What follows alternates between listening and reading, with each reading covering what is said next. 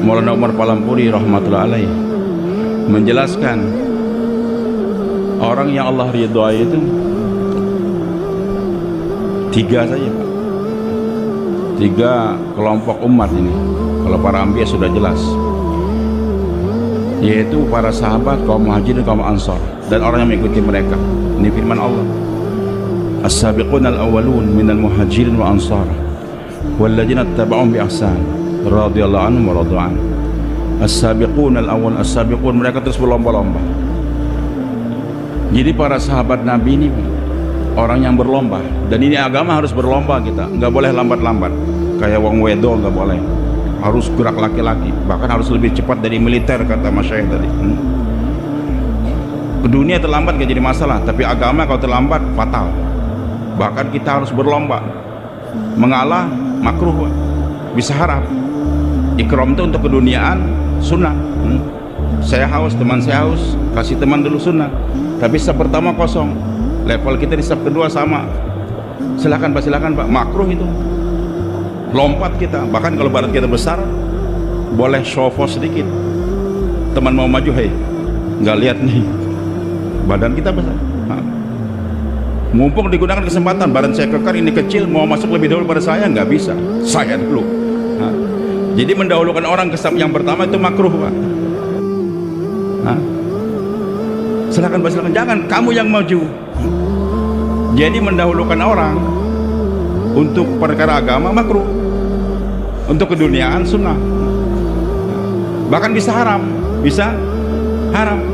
Sama-sama belum sholat asar, tinggal 10 menit lagi maghrib, air cuma 1 botol ada lagi. Waktu kita mau wudhu, teman kita minta, Pak, saya minta air Pak, mau wudhu Pak, saya belum asar. Oh ya nggak apa-apa, silakan wudhu. Dia wudhu sholat asar, kita mau wudhu lagi, maghrib tiba. Maka ngasih air waktu itu dengan teman kita jadi haram. Saya wudhu dulu. Hadir Allah Subhanahu wa ta'ala. Jadi nggak boleh terlambat. Kalau keduniaan silahkan, bahkan bagus, mati pun nggak apa-apa dalam kehausan, yang penting teman saya bisa minum. Bersedia tuan-tuan insyaallah. 1 menit saja terlambat bisa fatal Pak. Hari Jumat itu malaikat nebar di pintu-pintu masjid, nunggu siapa yang datang di jam yang pertama, kedua, ketiga.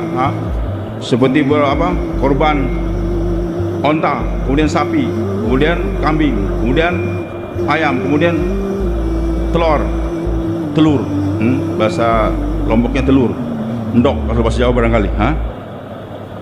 Kalau terlambat sedikit, udah hilang. Khatib sudah mau naik mimbar, mau khutbah. Pas dia mau masuk, ada telepon dari istrinya. Assalamualaikum, salam Bang, nanti kalau habis jumatan lu belikan cadar Bang ya. Belikan telur, belikan ini, belikan. Iya, apa lagi. Selesai, pas masuk imam khatib sudah alhamdulillah nahmaduhu wa nasta'inuhu. Maka hadirin bagi Allah, terlambat 1 detik saja masuk pintu masjid tadi. Memang kewajiban Jumatnya sudah selesai, tapi dia termasuk orang yang tidak tercatat oleh malaikat hadir waktu itu. Malaikat kalau sudah khutbah, mulai berkhutbah, khatib berkhutbah, maka malaikat tutup buku, mendengarkan khutbah juga. Iya kan Pak? Bodohnya lagi, tinggal 3 isapan, ngerokok, tanggung, isap 3. Pas selesai isapan yang ketiga, naudzubillah, masuk masjid, imam sudah nahmaduhu wa nasta'inuhu. Kan goblok betulnya orang Pak, maaf nih. Maaf bahasanya agak kasar sedikit Pak. Memang sebelum meninggalnya almarhum Ki Abdul Halim, saya bilang, Pak Kiai saya mau suhbah di Seragen, di Solo selama 2-3 tahun, mudah-mudahan saya bisa lembut. Belum terlaksana, beliau sudah meninggal dunia. Hadir Allah Subhanahu wa ta'ala. Jadi nggak boleh terlambat, harus berlomba. Bersedia Pak? Lemas insyaallah-nya. Insyaallah.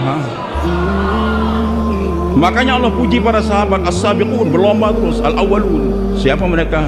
Daripada kalangan muhajirin dan ansar. Enggak tertutup mereka sampai hari kiamat terbuka, walladzina tabauhum bi ihsan. Siapa yang mengikuti? Nah, beliau katakan, ajib. Maulana Umar katakan, 3 sifat kaum muhajirin, 3 sifat kaum ansar. Kalau kita kerjakan yang 3 baik waktu kita hijrah atau waktu kita nusrah, nanti insya Allah anak cucu kita akan dijanjikan Allah 3 juga akan jadi. Siapa orang al-muhajirin? Lil fuqara al-muhajirin, bagi al-fuqara muhajirin. Sebenarnya mereka juga banyak orang kaya muhajirin nih Pak, tapi setiap orang yang safar itu dikatakan miskin. Abu Bakar kaya, Abdurrahman bin Auf kaya, tapi kalau sudah musafir dia boleh terima zakat, boleh terima zakat. Saya kaya umpamanya, atau ada orang kaya di Temboro, taunya dia ke Banjarmasin sana, Ibnu Sabil dia boleh terima uang zakat. Maka di Quran itu aneh, ketika Nabi hadir hancur rusak itu kapal, ditanya oleh musuh, kenapa kamu rusak ini kapal? Nabi Khidir katakan, wa ammas safinatu faqadat lil masakin. Ini kapal milik orang miskin. Kok aneh orang miskin punya kapal? Kapalnya kapal antar pulau Pak, bukan kapal kayu, kapal perahu yang kecil, bukan. Antara Surabaya Madura, bukan. Ini kapal jauh. Maksudnya apa dikatakan oleh para mufassirin? Orang itu kalau sudah safar miskin dia. Lil fuqara muhajirin, siapa mereka? Punya sifat 3 Pak. Mudah-mudahan Allah berikan 3 sifat pada kita. Alladzina ukhriju min diyarihim wa amwalihim, mereka yang dikeluarkan dari kampung halaman mereka dan uang harta mereka. Sudah punya kebun, punya apa, tinggalkan. Jadi hari sifat untuk bergerak memperjuangkan agama.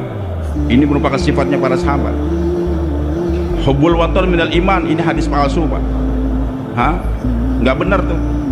Cinta tanah air sebagian dari iman. Kalau mau ingin dibenarkan juga kata Mu'alim Sobron, dokter hadis, itu watonnya itu sorga. Dunia jangan dicintai Pak, Temboro jangan dicintain, Banjarmasin jangan dicintain, Makassar jangan dicintain. Cintain apa? Perjuangan. Wah, saya sudah terlanjur cinta dengan Temboro, nggak bisa berpisah dengan Temboro. Ngapain cinta Temboro? Wah, saya sudah kadung tinggal di Magelang, nggak bisa meninggalkan Magelang, maaf nih, nggak bisa meninggalkan Makassar lagi. Jangan, itu bukan sifat sahabat. Bersedia teman-teman. Tapi jangan ada yang sakit hati ketika saya bayang gini Pak, maaf. Jadi sifat orang muhajir siap ukhriju min diarihim. Bahkan bukan ukhriju saja, sengaja dia berangkat. Sayyidina Umar ketika dia mau hijrah langsung tawaf. Selesai tawaf dia ilankan dengan pedang terhunus, siapa ingin istrinya janda, anaknya yatim, tunggu Umar di luar batas kota Mekah sana. Nggak ada yang ngusir, tapi siap untuk meninggalkan kampung halaman. Bersedia Pak? Kampung halaman, amwalihim, dari Jawa hijrah ke Sulawesi, hijrah ke Sumatera, hijrah ke Kalimantan. Miskin tadinya, sekarang punya kebun karet, punya kebun macam-macam. Waduh, berat nih pulang ke Jawa lagi, berat tinggalkan ke Sulawesi. Jangan, harta kamu itu di sana, di surga. Bersedia Pak? Tapi untuk apa berangkatnya tersebut? Bahkan yang berat meninggalkan Mekah Madinah Pak. Ya bataquna fadlan min ridwana, semata-mata mencari ridha Allah. Keberangkatan dia bukan untuk membuka sawah, bukan untuk berdagang, tidak, tapi untuk mencari ridha Allah. Kemudian wa yansuruna Allah wa rasulahu, memperjuangkan agama Allah dan Rasulnya. Karena orang-orang yang haji umrah juga ya bataquna fadlan minallahi wa ridwana.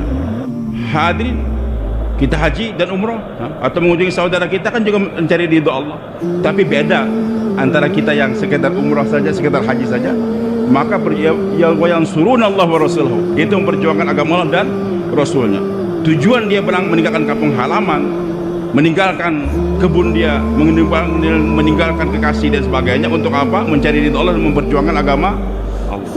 Kalau sudah ini dikerjakan, kau mau bergerak senantiasa, baru Allah kata ulaika humus shadiqun, mereka lah orang-orang yang benar. Jangan kita berani mengatakan iman saya sudah benar Pak, kalau kita tidak bergerak memperjuangkan agama Allah. Bersedia insyaallah? Karena Allah Subhanahu jelaskan dalam Al-Quran, innamal mu'minuna alladzina amanu billahi wa rasuli tsumma lam yartabu. Sesungguhnya orang yang beriman itu siapa? Beriman pada Rasulnya, kemudian enggak ada keraguan, kemudian cukup dengan iman dan amal. Wajahadu bi amwalihim wa anfusihim fi sabilillah, memperjuangkan lagi dengan harta dan diri mereka agama Allah. Ulaika humus shadiqun, mereka orang yang benar. Jadi kalau sudah bergerak baru dikatakan imannya benar. Semua mudah-mudahan Allah benarkan iman kita insyaallah. Kemudian di saat kita berada di rumah, jadi kaum Ansor, orang muhajirin bergerak betul-betul mencari ridho Allah, bukan bergerak mencari istri, bergerak mau buka sawah, tidak.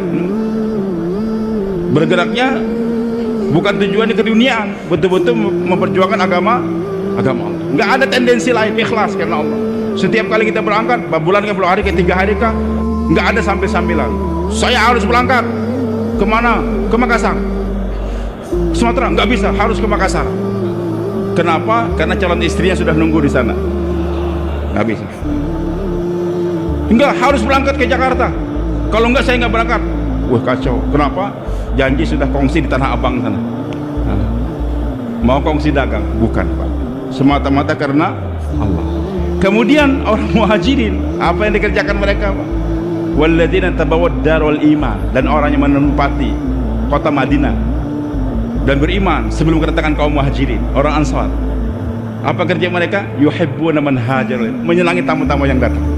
Senang tamu yang datang. Ini ciri pertama. Datang satu rombongan dikirim ke mahalah kita, oke, layani dengan baik. Minggu depan dikirim lagi, marah. Ini orang markas gimana sih? Baru minggu tadi dikirim rombongan, dikirim lagi, nggak mikir. Berarti anda belum punya sifat kaum Ansar.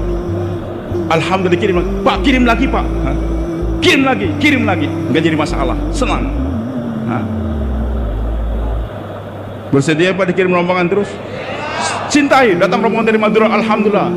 Dari Temboro, alhamdulillah. Dari Bogor, alhamdulillah. Dari Sulawesi, alhamdulillah. Dari mana saya, alhamdulillah. Rombongan yang kuat, alhamdulillah. Rombongan yang lemah juga, alhamdulillah. Karena kalau orang kuat kita bisa belajar.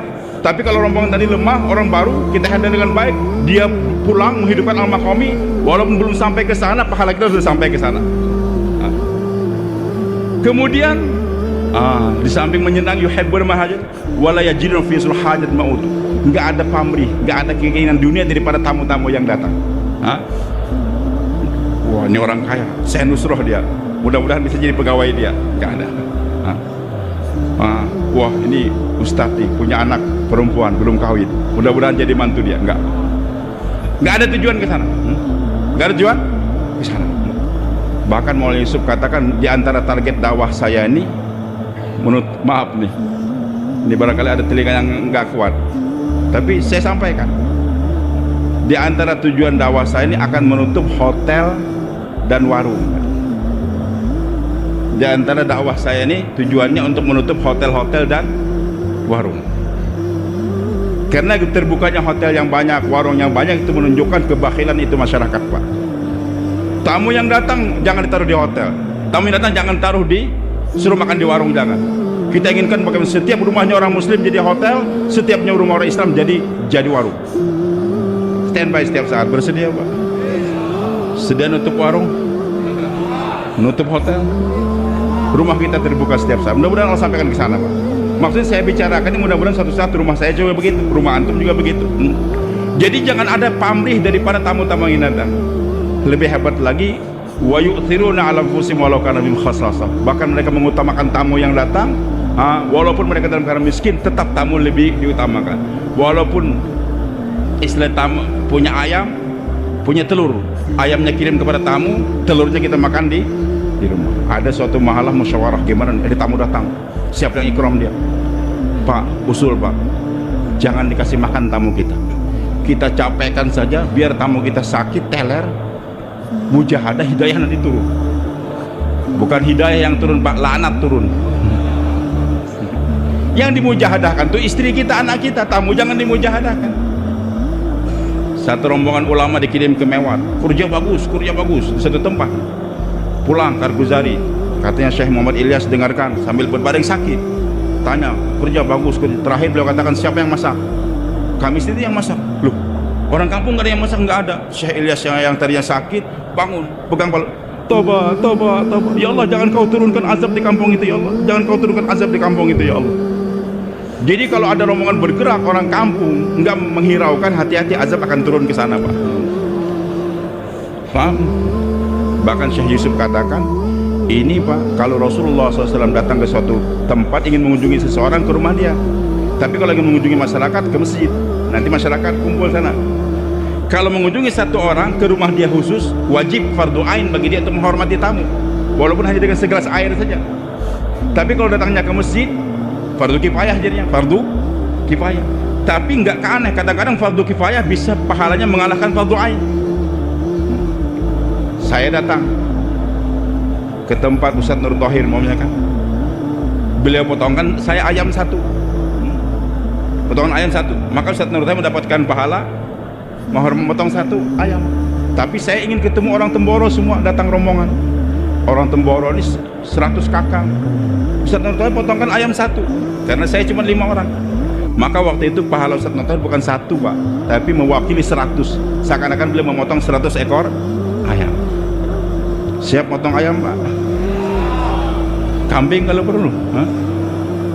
Baik, hadirin Allah Subhanahu wa Ta'ala, ini hebatnya.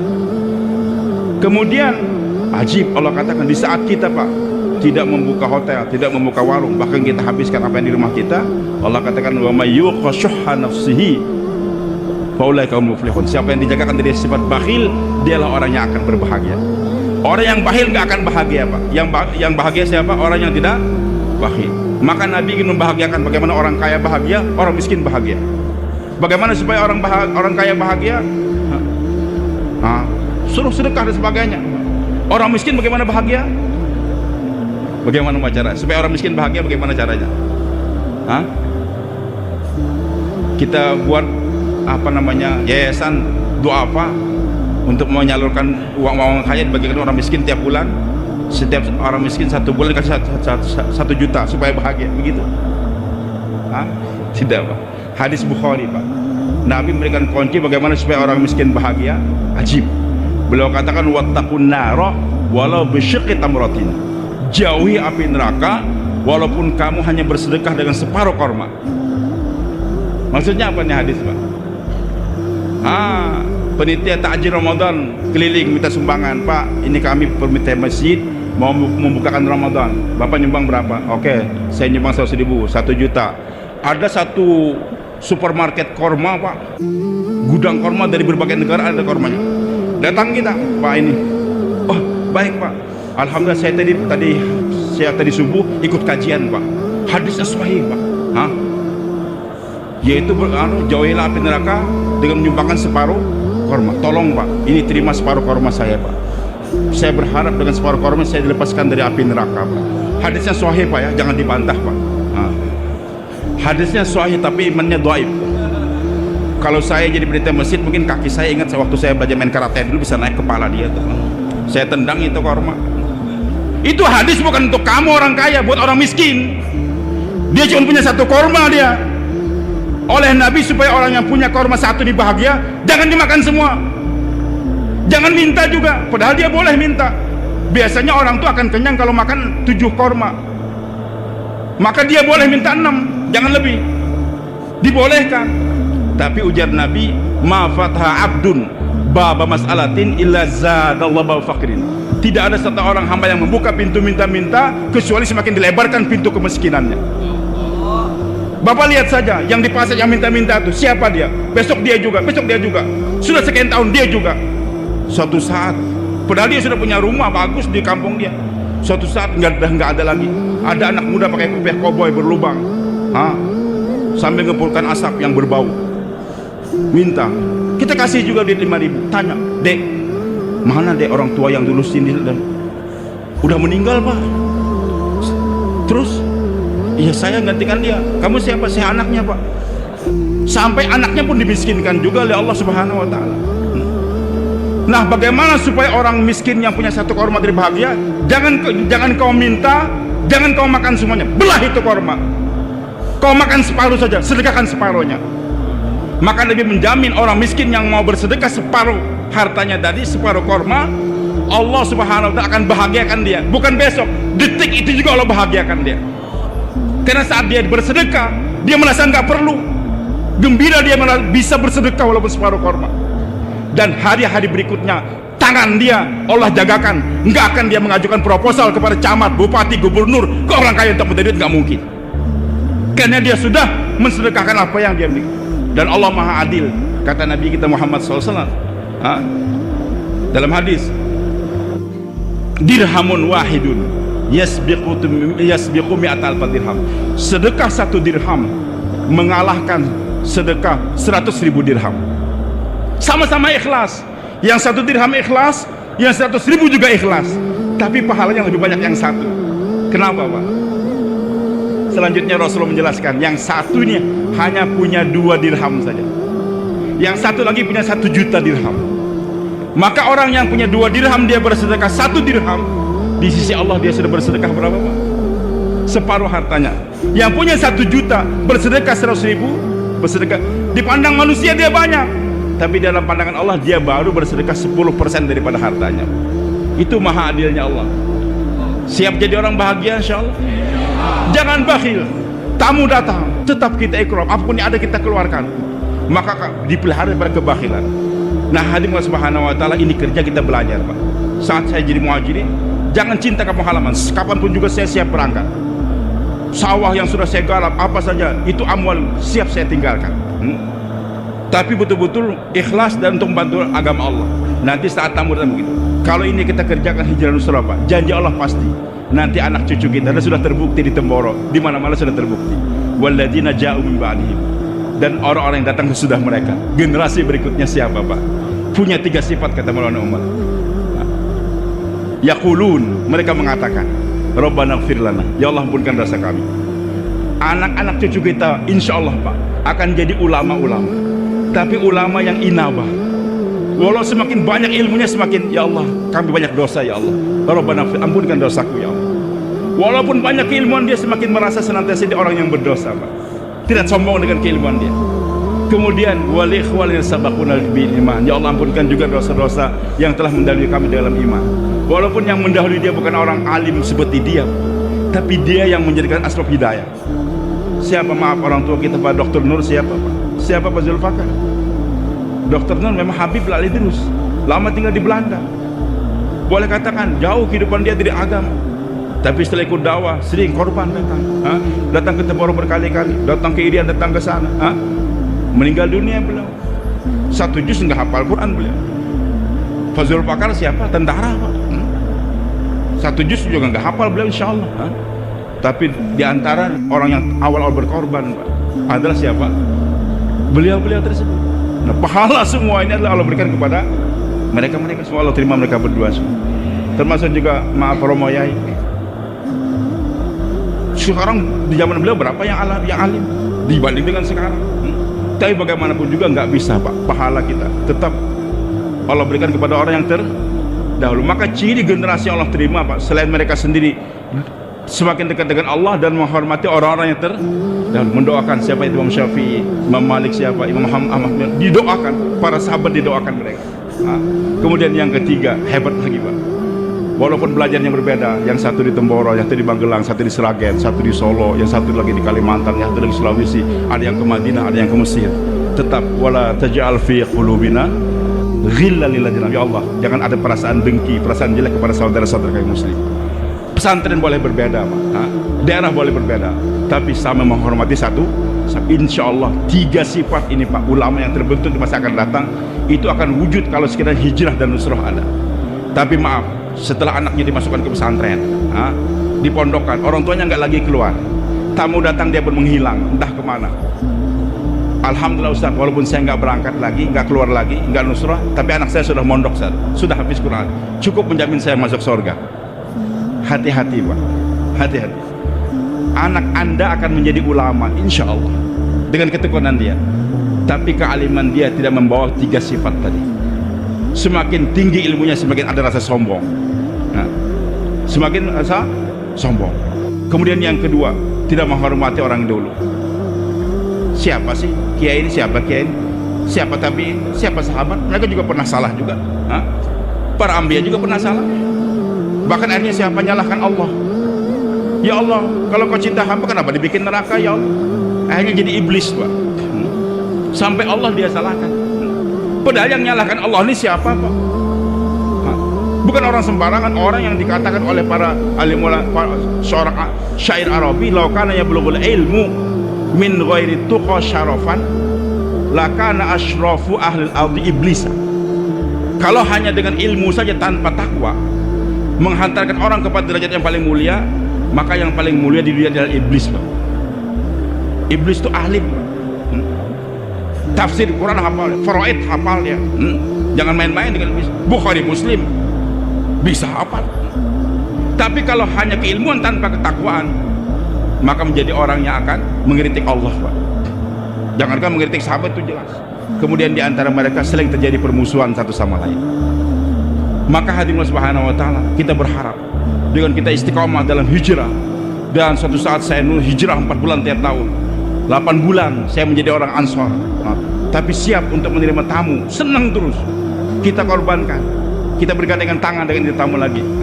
Nusrah selain daripada iwa juga adalah nusrah kita berikan. Maka jangan khawatir, walaupun kita awal ini orang-orang bodoh-bodoh saja, tapi anak kita akan dialimkan oleh Allah Subhanahu wa taala.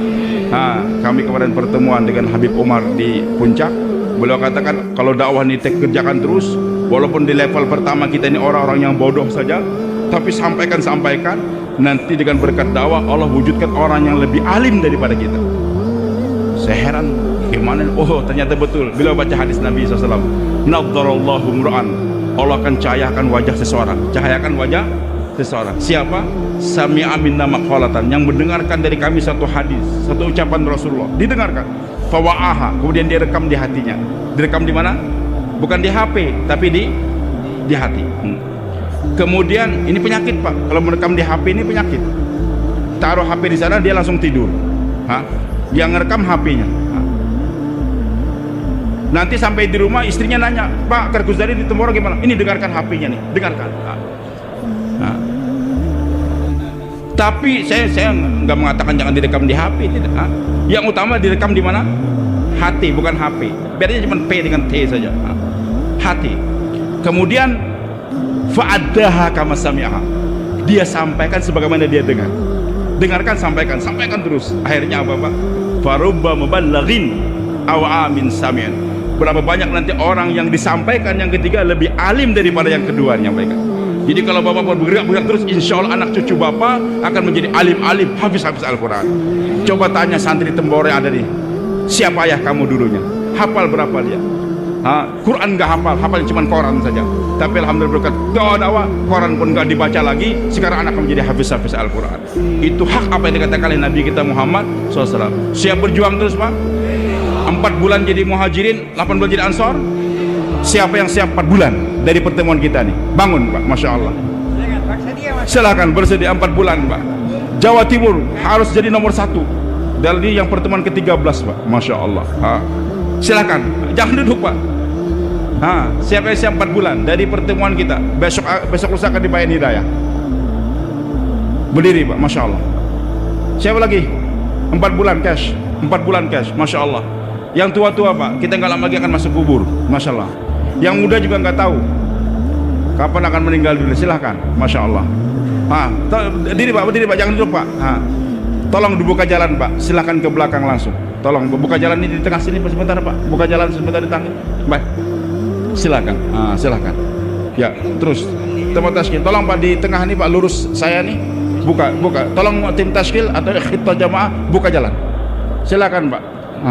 Yang kiri kanan, silakan ke tempat tashkil. Silakan, baru bangun. Jangan ragu ya, ke tempat tashkil. Tolong mana jamaah tashkil, silakan. Yang di sebelah selatan utara, Pak, silakan. Maju ke depan ke jamaah tashkil. Masya Allah. Ini 4 bulan penting, Pak. Silakan, Masya Allah. Ini yang ke-13, Pak. Habisnya kita ke Jambi yang 14, kemudian 15.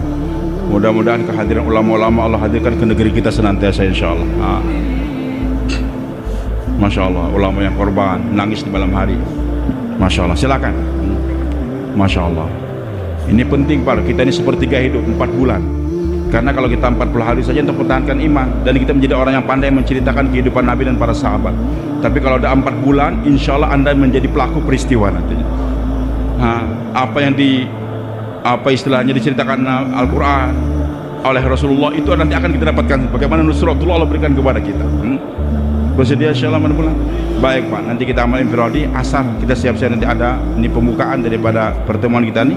Kita mulai asar insya Allah dengan kandangan tawajuh. Maghrib juga ada bayan maghrib. Kemudian nanti isya kami akan bermusyawarah, dan seterusnya sampai besok lusa bayan subuh. Dan kemudian nanti ada bayan hidayah lagi di jam 9 sampai jam 11 sehingga pertemuan kita selesai. Rombongan kita akan melanjutkan perjalanan lagi ke Jambi. Dan selama di sini kita buat suasana insyaallah dakwah ikhtilas satu sama lain insyaallah Pak.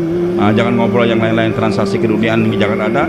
Khusus kita bicara masalah kebesaran Allah, kita bicara masalah pentingnya kehidupan akhirat dan pentingnya sunnah Nabi kita Muhammad sallallahu alaihi wasallam. Subhanakallah wa bihamdik asyhadu an la ilaha illa anta astaghfiruka wa atubu ilaik.